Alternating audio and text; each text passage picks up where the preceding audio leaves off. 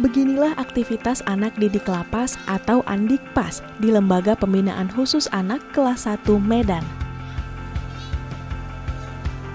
Setiap hari, dari jam 10 pagi hingga 12 siang, mereka bersekolah di sekolah NKRI. Sekolah ini merupakan inisiasi LPKA Kelas 1 Medan bersama dengan Forum Pemerhati Pemasyarakatan Sumatera Utara. Sekolah NKRI ini menjadi solusi permasalahan pendidikan Andikpas yang putus sekolah dan menjalani masa pembinaan. Meskipun masih belajar di dalam tenda dan ruang terbuka, namun sekolah NKRI ini memberikan materi pembelajaran yang sama dengan sekolah formal. Sehingga Andikpas tetap dapat mengikuti pendidikan yang sesuai untuk menjadi bekal mereka kelak. Sekolah ini juga akan mengeluarkan ijazah yang dapat digunakan untuk menyambung pendidikan di luar LPKA. Selain itu, LPKA Kelas 1 Medan ini juga bekerja sama dengan beberapa universitas untuk menerima Andikpas yang ingin melanjutkan pendidikannya ke perguruan tinggi dengan beasiswa penuh. Diharapkan dari sekolah NKRI ini, Andikpas tetap dapat mengejar pendidikannya dan teredukasi untuk meningkatkan kualitas hidup mereka di masa depan.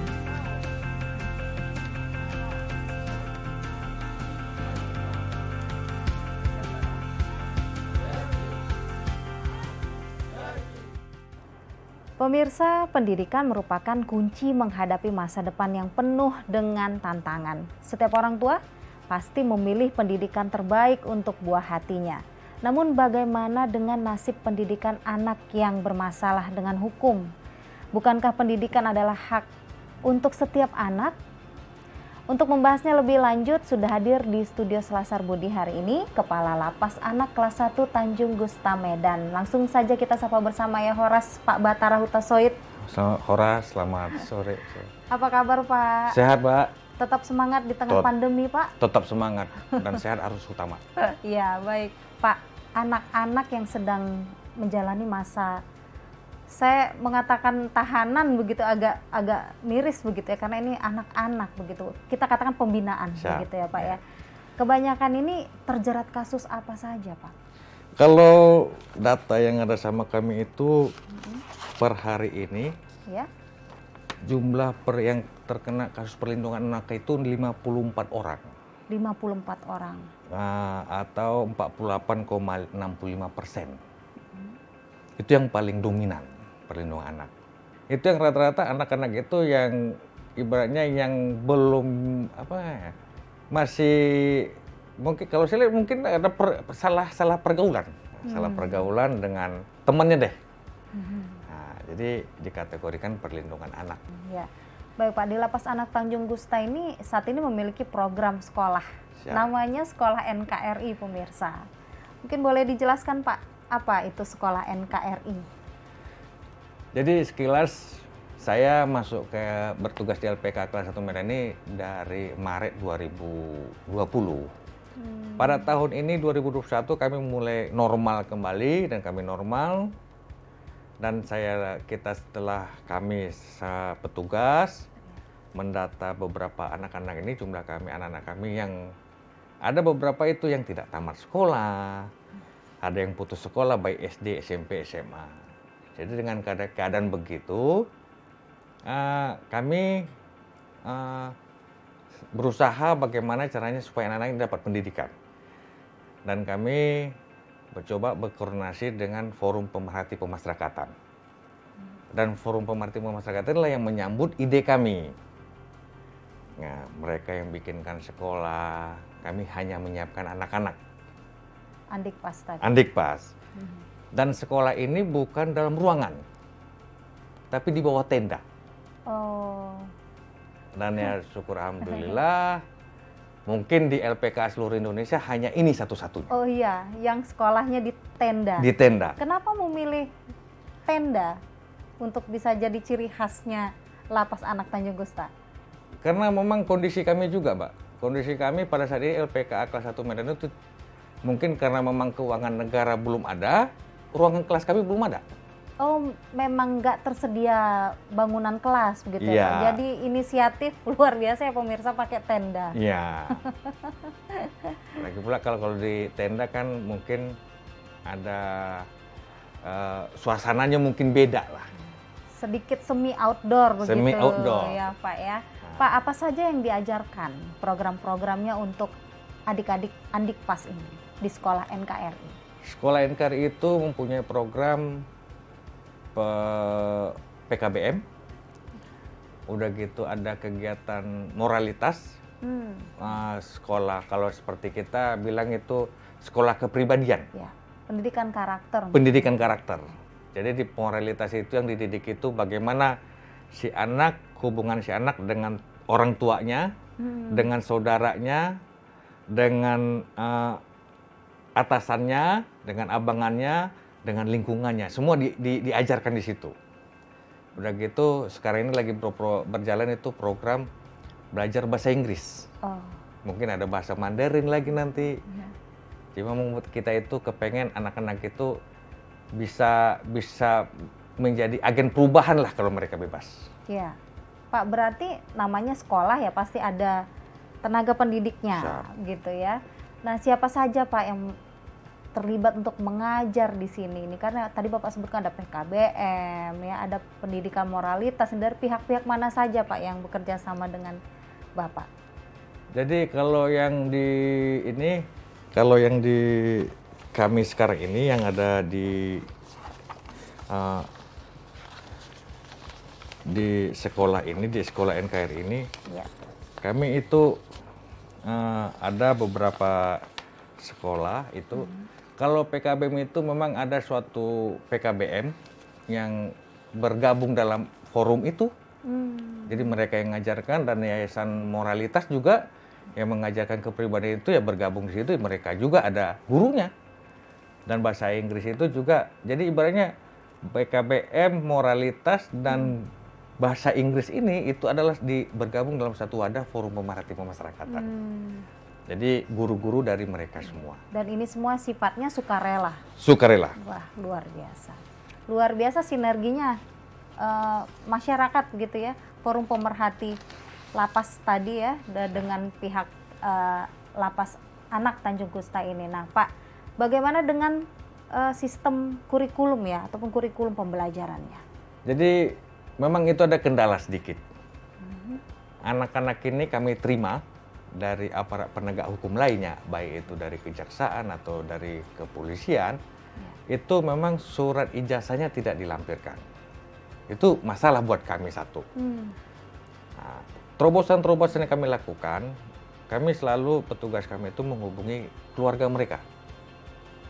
Nah, paling tidak kalau kami sudah bisa komunikasi dengan keluarga mereka, orang tua mereka, kami akan minta dikirimkan melalui WhatsApp ke kami, itu fotokopi ijazah mereka yang terakhir. Dan itulah dasar kami mengajukan ke Forum Pemerhati Pemasyarakatan melalui PKBM mereka supaya terdaftar di Dapodik namanya. Ya, supaya bisa masuk dalam PKBM mereka. Pak, nanti kita lanjut lagi. Siap. Pemirsa, sebelum kita ngobrol lebih jauh lagi, kita saksikan dulu tayangan berikut ini.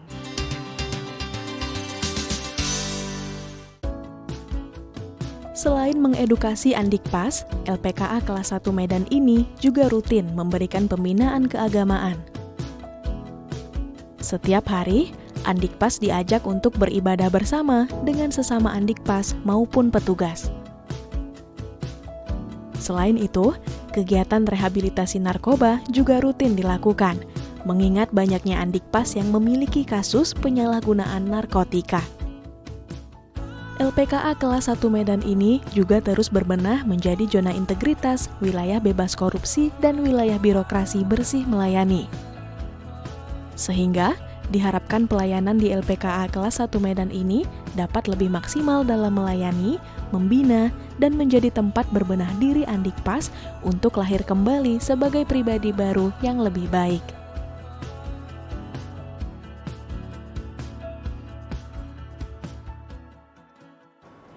Itu tadi kegiatan yang ada di Lapas Anak Tanjung Gusta Medan. Kita lanjut lagi Pak Batara. Selain tahanan anak ini mendapat pendidikan dari sekolah NKRI tadi, mereka juga mendapat bimbingan keagamaan. Ini menarik sekali karena memang hanya keagamaan ya Pak ya, spiritualitas yang mampu menyentuh hati anak-anak supaya dia bersikap baik. Kayak tadi ya moralitas seperti yang Bapak sebutkan tadi. Nah, seperti apa kegiatannya Pak?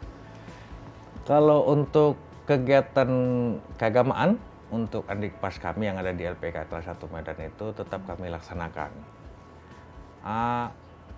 Memang ini ada sedikit mungkin perbedaan dengan yang kita di luar. Kalau di tempat kami itu memang kami seperti sholat Jumat itu selalu berjemaah. Tetapi memang kapasitas masjid kami juga luas. Kebetulan warga binaan anak didik kami yang beragama Muslim pun itu sekitar 44.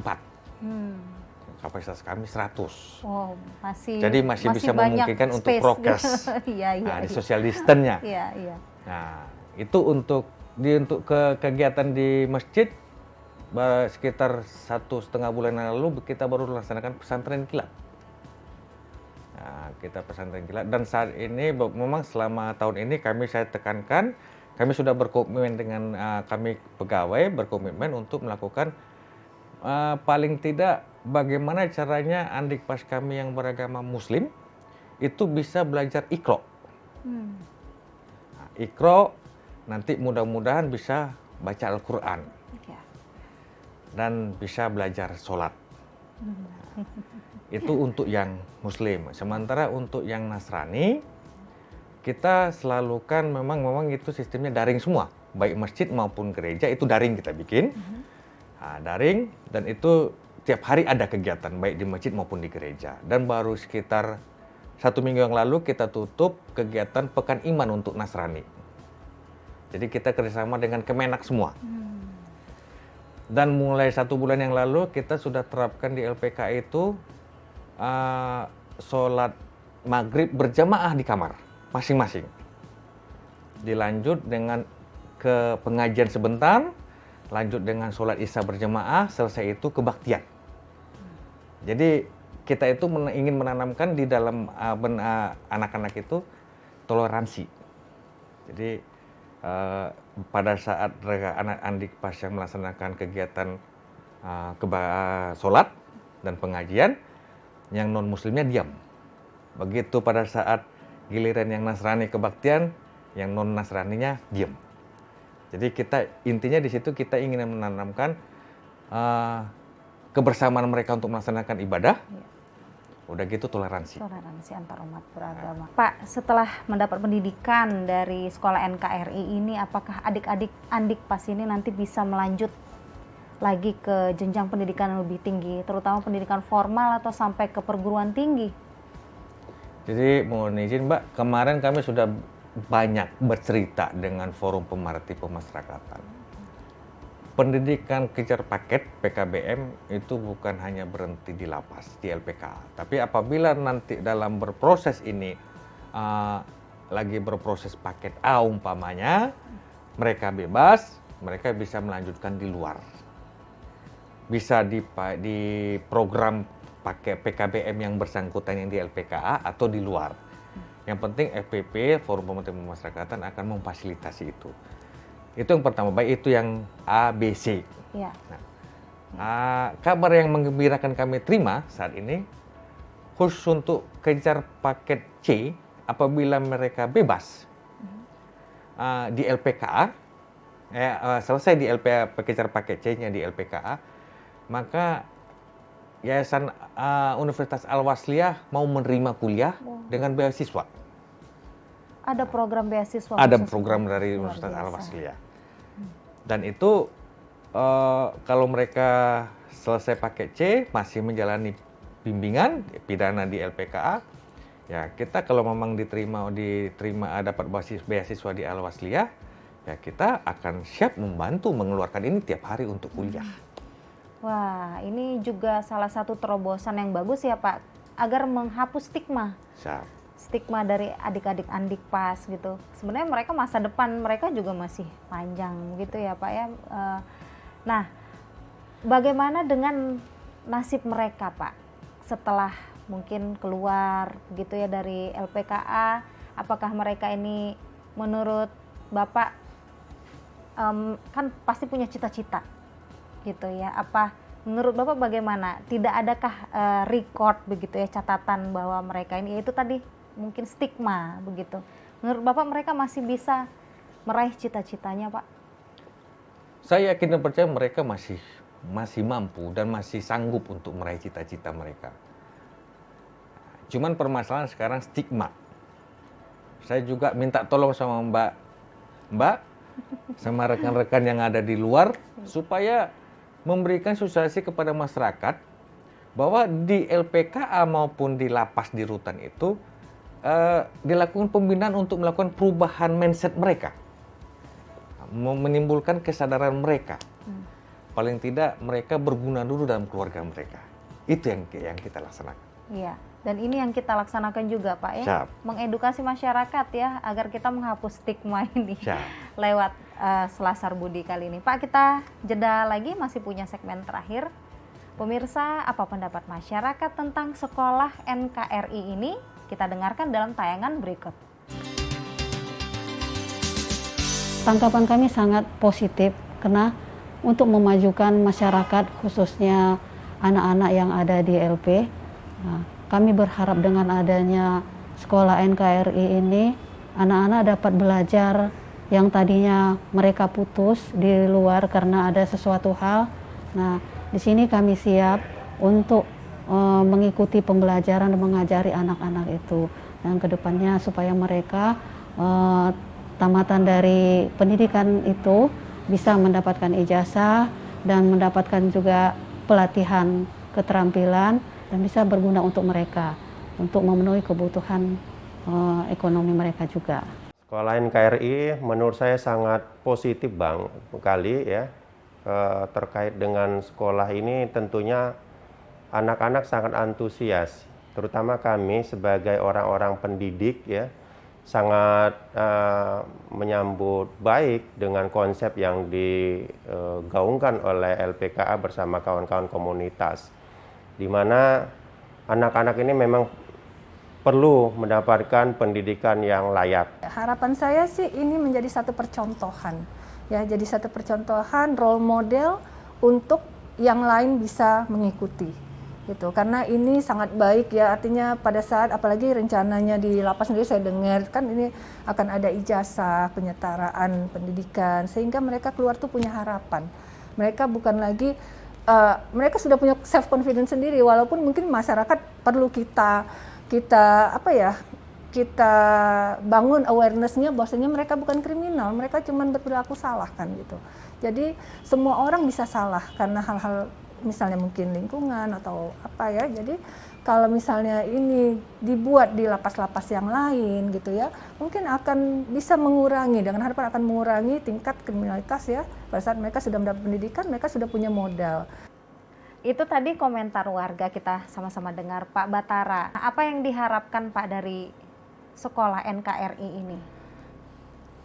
Saya berharap ini sekolah NKRI ini menjadi patokan untuk seluruh UPT, unit pelaksana teknis pemasyarakatan, baik lapas dan rutan seluruh Indonesia.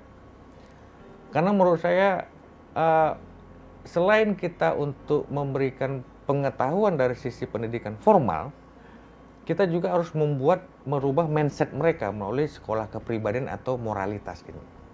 Dan saya berharap ini semua, terutama umumnya untuk seluruh UPT, lapas dan rutan seluruh Indonesia ini tetap berjalan. Ini mudah-mudahan ini menjadi cikal bakal. Karena ini selain untuk merubah intelektual mereka, kemampuan berpikir, pengetahuan mereka, kita juga kepengen merubah perilaku atau mindset pola pikir mereka melalui dengan sekolah kepribadian ini. Ya, mudah-mudahan role modelnya dari Medan gitu ya Pak ya. Makasih, Pak, sebagai seorang kepala lapas anak, silahkan Bapak memberikan pesan seperti tadi, ada harapan yang tersirat saya tangkap khususnya untuk pemirsa di rumah agar menghapus stigma terhadap andikpas gitu ya Pak, atau bagi orang tua yang memiliki anak di rumah untuk menjaga anak-anak agar terhindar dari permasalahan hukum. Silakan Pak. Terima kasih Mbak. Dari 111 anak-anak sekarang yang ada di LPK kelas 1 Medan itu dominan memang kasusnya perlindungan anak, undang-undang perlindungan anak. Ada juga yang kasus narkotika, pembunuhan. Tapi setelah kami lakukan asesmen terhadap anak-anak ini semua, kami bisa mengambil suatu kesimpulan bahwa penyebabnya ini kurangnya pengawasan atau bimbingan dari keluarga. Dalam arti mungkin ada kesibukan keluarga orang tua mereka, sehingga si anak ini agak sedikit terabaikan. Jadi sehingga mereka ketemu dengan lingkungan teman mereka yang tidak cocok dengan mereka, itulah yang mempengaruhi mereka. Dan saya minta sampaikan kepada seluruh pemirsa bahwa di LPKA itu tidak ada anak-anak yang jahat. Anak-anak yang pada saat ini mungkin lagi status belajar. Dan saya mohon supaya seluruh anak-anak didik pemasyarakatan maupun narapidana yang ada di manapun mohon diterima, karena mereka adalah bagian kita, bagian warga negara Indonesia. Mereka punya potensi, dan itu potensi itu mungkin bisa bermanfaat bagi kita nantinya, karena mereka sudah mendapatkan pembimbingan, pembinaan, baik pembinaan kerohanian, kepribadian di dalam.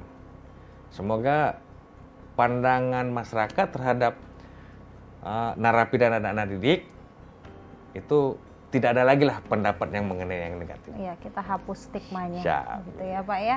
Pak Batara, terima kasih banyak sudah meluangkan waktu Mbak. untuk Selasar Budi. Pak, sehat dan sukses selalu ya Salam Pak. sehat Mbak. Salam sehat. Salam sehat. Ya, pemirsa, pendidikan merupakan hak setiap anak, sekalipun anak tersebut berhadapan atau bermasalah dengan hukum. Melalui program Sekolah NKRI ini diharapkan agar anak-anak yang berurusan bermasalah dengan hukum tetap dapat merasakan pendidikan sehingga memiliki bekal ilmu untuk melanjutkan kehidupannya kelak saat bebas dari lapas nantinya. Pemirsa, jaga, lindungi dan perhatikan anak-anak kita dari berbagai hal yang melawan hukum. Mari jadikan diri kita bermanfaat bagi orang lain, jaga kesehatan Anda dengan tetap mematuhi protokol kesehatan. Saya Rahma Mandasari pamit, sampai jumpa.